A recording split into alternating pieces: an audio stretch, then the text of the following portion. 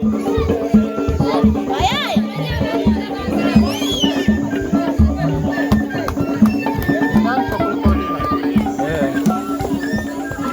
are quite a number of things about the Abayudaya that so many people don't understand. Sometimes they think Abayudaya is a group of people that stay somewhere and they attend one place of worship. Now that the Abayudaya don't claim to be part of any lost tribe of Israel, most people wonder how they refer themselves to be Jews. Our guest today is going to introduce himself.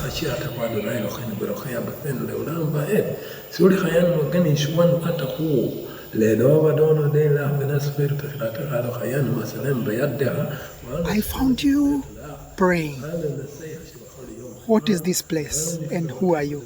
In Hebrew I'm called Yoav, Yonadav, Keki. And in Uganda, or in English, I'm called JJ Cake. The place you are seated here is called Nangolo Synagogue, which is called Kahal Kadosh Beit Shalom Nangolo Synagogue. This synagogue, I'm the founder. It started like 2 years ago, but it is an old synagogue which was built on temporarily by the Shimei Kakunguru and his followers, who is Kabbalah, is also part of the Abayudaya. Abayudaya is a very big word, which means Jews. Abayudaya means Jews. This is in our local language, which is Luganda. And Luganda is the major spoken language in Uganda. Before 2002, Abayudaya was one group. But nowadays, Abayudaya has got like many groups, and they are not. It is not a community at one place. Well, now we have like 18 synagogues. They are also Abayudaya, but they have groups.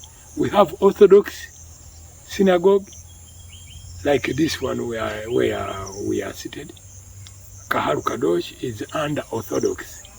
And if you go to Nabugoye, where Rabbi Gershom is, he's a conservative. That is a conservative synagogue. And if you go to Puti, you find Orthodox. Mukono, Orthodox. So don't think it is a group at one place, never. It is a group which has been spread into many groups and under different leadership. The most interesting thing is that the Abayudaya don't claim to be related to any lost tribes of Israel. Where did these Jews of Uganda come from? The Christian missionaries had come with the Bible, had come with a book which they named the Bible. And that book involved Torah, the Nevi'im, the Ketuvim, even the so-called gospel. So Christians had embraced Sunday as the Shabbat. And in the very book of the Christian, it tells you the real seventh day in the week, which is Saturday. So a group of people after reading, who were called Malachites, they embraced Saturday and said, no, we are following a wrong day. The seventh day is Saturday, according to this Holy Bible, as you say. So when they embraced that, they were called Malachites, which means Abamalaki. The time came, Kakunguru joined them. That was 1917. So when Kakunguru joined them, he read the Bible also And he went to this group and suggested that as we claim to be God's people, let's not forget that it is written in the very Bible to take circumcision. So they said, if you take us to that end, then we shall be called Jews. That is a culture for the Jews, not our tradition. For us, we should only honor the Shabbat. Then Kakunguru tried to urge them, then they refused, so Kakunguru separated from them. How did the name Adbayudaya come about? Right, thank you for reminding me. Now these people, the Amalekites, when they discovered that Simei Kakunguru was practicing almost Jewish culture, they are the people who named him that you are now Abayudaya. Your group are Abayudaya, which means Abayudaya, you are following the Jews. And by the way, the aim of naming him Abayudaya was to discourage other people not to join him. Because people here had already known that the only people who killed Jesus are Jews. But Kakunguru accepted, let me be called Jewish, that I will take circumcision. Okay. When I talk of Abayudaya, I mean even in the whole world, like those Israelis, for us we call them Abayudaya, because they are Jews. Abayudaya, the people of Judah. Yes. All right. Kakunguru embraced circumcision. Yes. Did he circumcise himself? We had the circumcisers here. So Kakunguru did not circumcise himself. Because the Bagisu, the tribe where we are seated here, they had already copied that culture of circumcising, but they were only circumcising the old people like of 18, 16 above. Oh, not only that, but the Muslims were the first religion to arrive in Uganda. They had already begun practicing circumcision. So Kakunguru may have got someone to circumcise him and other people who had decided to convert, where it included even my dad. Take us through now the formation of the Abayudaya, the time, and because I would think it took time before they met any white person. If you can take us through that stage, whereby they were just trying to obey Hashem in their own way. The Amalekites formed a group. In 1917, Kakunguru joined them. That is when Kakunguru discovered circumcision. In 1919, Kakunguru separated from this group. Okay.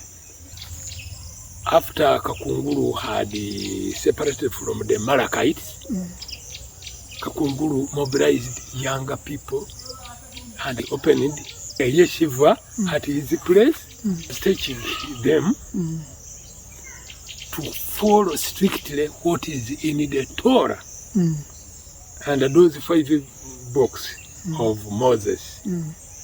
They would follow strictly. They would observe Shabbat. They would observe Kashrut. They would observe these holidays like Pesach,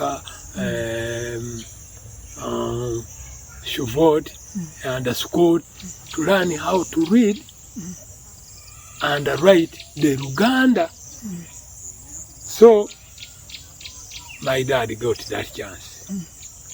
So he was trained, and not only being trained to read and write, but also he was even trained to be a moher. Not a moher only, but also a rabbi.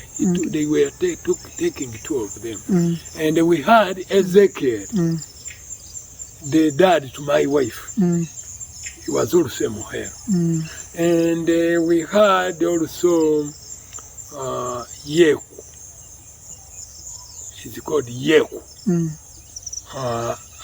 Israel. Cyril. So that Cyril, his dad was a moher.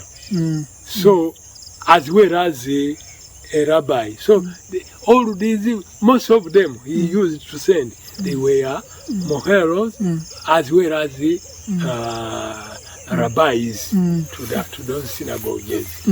Samson Mugombe was a rabbi, but not a mohel. Okay. Yeah.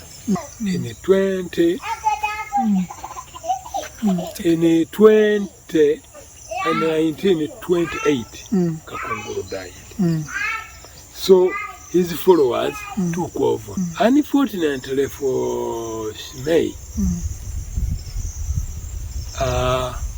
Shimei died, also leaving younger children. He had younger sons. And the Divaganda, as I told you, they are the first to be civilized.